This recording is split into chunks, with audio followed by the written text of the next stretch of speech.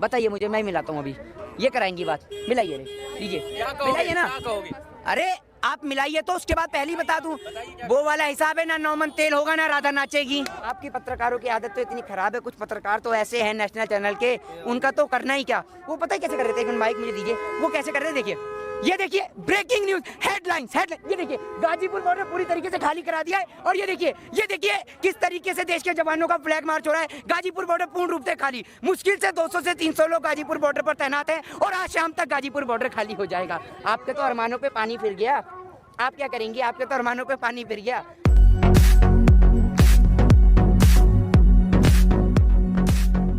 किसान जो है वो शांतिपूर्वक कार्य करना चाहता है। देश का किसान किसी भी सरकारी संपत्ति को बिना हानि पहुंचाए अपनी बात देश की सरकार तक पहुंचाना चाहता है, लेकिन जब देश की सरकार इनकी बात को नहीं सुन रही है, नहीं मान रही है, तो देश का किसान क्या करे मजबूरी में। आप ये देखिए 65-66 दिन हो गए हैं यहाँ पर देश के किसान को बैठे हुए, लेकिन देश की सरकार मानने को तैयार नहीं है। एक बिल अगर वापसी हो जाएगा तो सरकार का ऐसा क्या घिस जाएगा जो देश की सरकार मानने को तैयार नहीं है। आप मुझे एक बात बताइए ना, क्या चला जाएगा अगर एक बिल वापसी हो जाएगा, तो हो क्या जाएगा, मुझे ये बताइए। कोई आफत आ रही है क्या एक बिल की वापसी से? लेकिन फिर सब आ जाएंगे कि ये कानून वापस कर दो, ये कानून वापस कर दो। आपसे कौन कह रहा है सब आ जाएंगे? राशन की लाइन है कि एक को फ्री में दे दिया तो सारे फ्री मांगने आ जाएंगे? ये बताइए ना आप मुझे, कौन कह रहा है आपसे आखिर? बाकी का भी तो फिर विरोध हो रहा है ना, इसका मतलब उनका विरोध सही नहीं है क्या? बाकी कौन विरोध कर रहा है आप मुझे बताइए। वालों ने विरोध किया, ट्रिपल तलाक वालों ने विरोध किया, 370 सारे वापस करने पड़ेंगे फिर। आप एक बात मुझे बताइए, आप कहते हैं कि India is a democratic country, Bharat एक लोकतांत्रिक देश है। अगर भारत एक लोकतांत्रिक देश है तो जब आप इसके अंदर कोई कानून बनाएंगे तो आपको उसके अंदर सर्वसहमति की जरूरत है या नहीं है?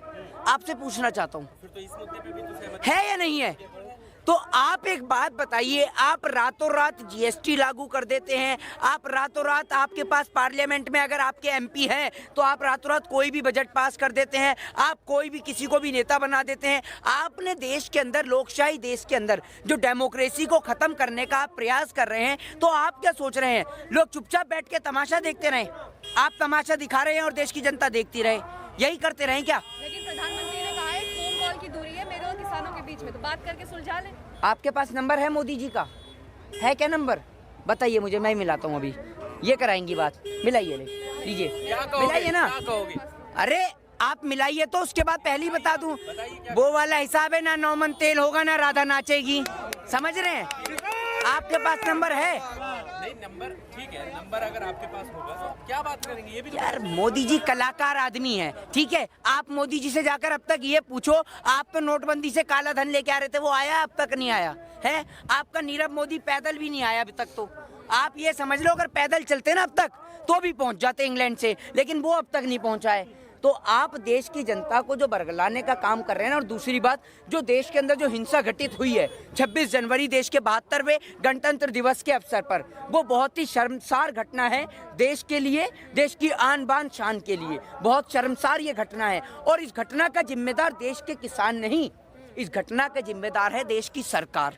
वो देश की सरकार जो देश के किसानों को सुरक्षा महसूस नहीं करा पाई, सुरक्षा मुहैया नहीं करा पाई। वो देश की किसान जिनके भेष में आपने देखा, किसानों के भेष के अंदर जो लुटेरे, वो डकैत, वो चोर और वो आरएसएस के कार्यकर्ता, भाजपा को मानने वाले लोग जो बीच में घुसे और देश के किसान के आंदोलन को खराब करने का प्रयास किया। अभी आपने देखा कि किस तरीके से किसान को रोकने के लिए कीलें लगाई जा रही हैं। अगर आप इतनी कीलें लगा रहे हैं, इतने बैरिकेड लगा रहे हैं, इतने लेंटर डाल रहे हैं, आप इतने कोबरा वायर्स लगा रहे हैं, इतने कटीले तार लगा रहे हैं, अगर इसकी 1% सुरक्षा भी चाइना बॉर्डर पे हो जाती ना, तो चाइना भारत देश के अंदर नहीं घुस सकता था। लेकिन